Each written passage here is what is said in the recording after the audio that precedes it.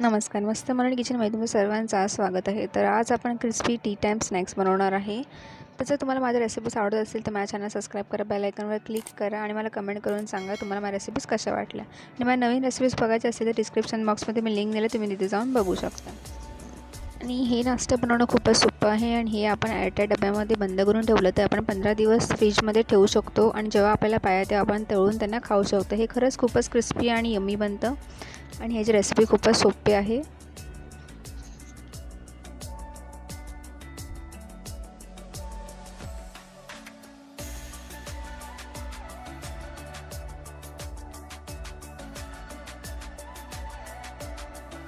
सर्वांचं स्वागत आहे. तर आज आपण बटाटा आणि रव्यापासून एक लहान मुलांसाठी मस्त कुरकुरीचा नाश्ता बनवणार आहे. आता हे बघा, मी एक फ्राय पॅन घेतलं आहे आणि त्यामध्ये मी हे 2 कप पाणी घेणार आहे. आपण याच्या फ्राय पॅनमध्ये 2 कपच पाणी घ्यायचं आहे आणि आता या पाण्यामध्ये मी चवीपुरतं मीठ टाकणार आहे. 1 चमचा चिली फ्लेक्स टाकणार आहे. जर तुमच्याकडे चिली फ्लेक्स नसतील तर तुम्ही मसाल्याचा पण वापर इथे करू शकता. आणि त्यामध्ये आता मी हे 1 चमचा मिक्स हर्ब्स टाकणार आहे, जे पण तुम्हाला इझिली मार्केटमध्ये अवेलेबल आहे. आणि आता मी त्यामध्ये 1 चमचा जिरं टाकणार आहे, पाव चमचा ओवा टाकणार आहे, पाव चमचा हळद टाकणार आहे आणि आता मी त्यामध्ये 1 चमचा तेल टाकणार आहे. जे आपण घरी जेवण बनवताना तेलाचा वापर करतो तेच तेलाचा याच्यामध्ये वापर करायचा आहे. आणि आता आपल्याला या पाण्याला व्यवस्थित उकळून घ्यायचं आहे.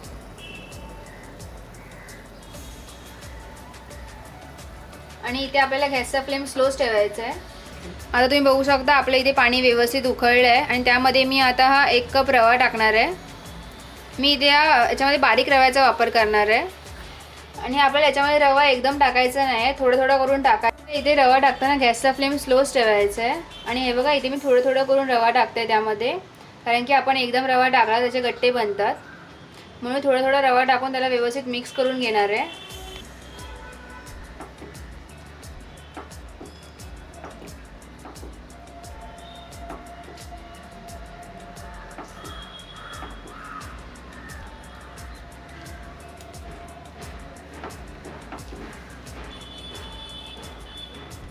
आता हे बघा, इथे आपला व्यवस्थित रवा मिक्स झाला आहे आणि त्याला आपल्याला व्यवस्थित ढवळून घ्यायचं आहे. इथे बघू शकता हे आपल्याला शिजवायला फक्त 2 मिनटं लागतात.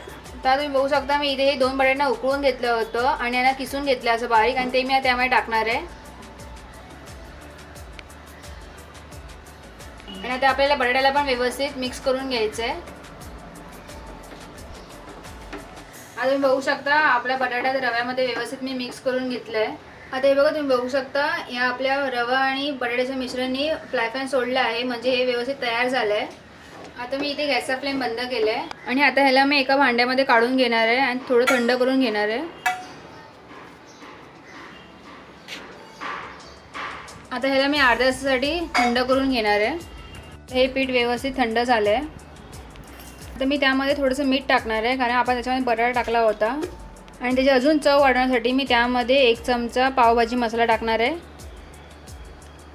पावभाजी मसाला टाकल्यामुळे त्याची चव खूपच छान येते. आणि ते अजून क्रिस्पी होण्यासाठी त्यामध्ये मी तांदळाचं पीठ टाकणार आहे 2 चमचे. आणि त्याला आता मी व्यवस्थित इथे बघा मिक्स करून घेणार आहे. आपल्याला त्याला व्यवस्थित मिक्स करून घ्यायचं आहे. तुमचं जर बॅटर तुम्हाला थोडं ओलं वाटत असेल तर तुम्ही तेलाचा हात लावून पण त्याला व्यवस्थित मळून घेऊ शकता. आता तुम्ही बघू शकता हे आपलं पीठ तयार झालं आहे. आता तुम्ही बघू शकता मी त्या पिठाचा असा गोल पेढा बनवून घेतला आहे. आणि तुम्हाला जरा पीठ असेल तुमचं चिकट वाटत असेल तर तुम्ही त्याला थोडंसं तांदळाचं पीठ पण लावून घेऊ शकता. आणि आता आपल्याला त्याला चपातीसारखं लाटून घ्यायचं आहे.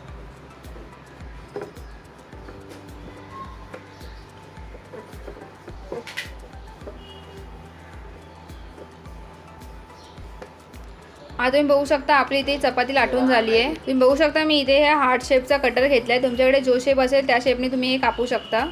जर तुमच्याकडे कटर नसेल तर तुम्ही हे बघा याच्या बाटलीचा बुचानी पण कापू शकता त्याला, जसं एक गोल शेप बरोबर येतो. आणि तुम्हाला मी हे कटिंग करून दाखवणार आहे. तुम्ही बघू शकता याचा हार्ट शेप एकदम व्यवस्थित आला आहे. आता तुम्ही बघू शकता मी ह्याला एवढं जाडच ठेवलं आहे, कारण ते एकदम आपल्याला क्रिस्पी बनलं पाहिजे म्हणून. आणि आता ह्याच पद्धतीने मी हे सर्व कट करून घेणार आहे. हे हार्ट शेपचे खूपच छान दिसत आहेत, तुम्ही बघू शकता.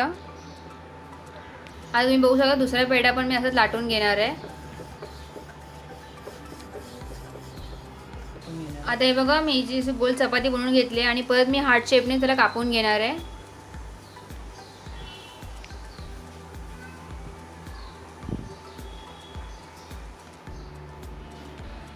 तर तुम्ही बघू शकता तसंच मी हे सगळं हार्ट शेपमध्ये कापून घेतलंय.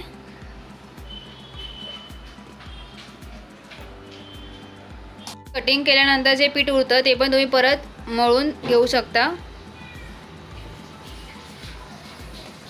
आपल्याला जेवढे पाहिजे तेवढेच आपण तळून त्याला असं एअरटाईट डब्यामध्ये पॅक करून आपण फ्रीजमध्ये ठेवलं तर हे 15 दिवस चांगले राहतात. आणि आपल्याला जेव्हा पण पाहिजे असेल तेव्हा आपण ह्याला फक्त तळून मस्तपैकी याचा क्रिस्पी करून खाऊ शकतो. तळून घेणार आहे. हे बघा यासाठी मी इथे तेल गरम करत ठेवलं आहे. आपलं तेल गरम झालं आहे त्यासाठी हे बघा त्यामध्ये मी छोटासा पिठाचा गोळा सोडून बघितलं आहे तेल आपलं गरम झालं आहे की नाही ते. आज तुम्ही बघू शकता मी ते तेलामध्ये एक एक करून सर्व सोडून घेणार आहे.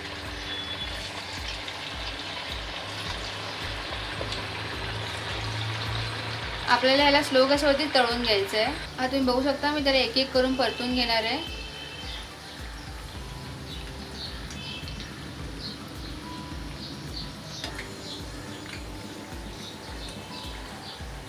हे आपल्याला पूर्ण क्रिस्पी करून घ्यायचं आहे म्हणून आपण ह्याला स्लो गॅसवरती तळून घेणार आहे. फास्ट गॅसवरती केलं तर ते करपू शकतं लगेच म्हणून मी ह्याला स्लो गॅसवरती हळूहळू करून क्रिस्पी होईपर्यंत तळून घेणार आहे.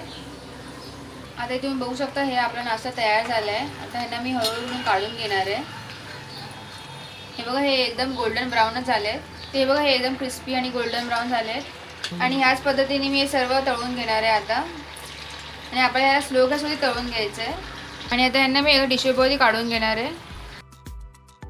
जर तुम्हाला माझी रेसिपी आवडत असतील तर माझ्या चॅनल सबस्क्राईब करा, बेल आयकॉनवर क्लिक करा आणि मला कमेंट करून सांगा की तुम्हाला माझी आजची रेसिपी कशी वाटली. असंच नवीन रेसिपीज तुम्हाला पाहिजे असतील तर मी डिस्क्रिप्शन बॉक्समध्ये लिंक दिली आहे, तुम्ही तिथे जाऊन बघू शकता आणि मला सांगू शकता की तुम्हाला आमच्या रेसिपीज कशा वाटतात आणि माझ्या चॅनल नक्की सबस्क्राईब करा.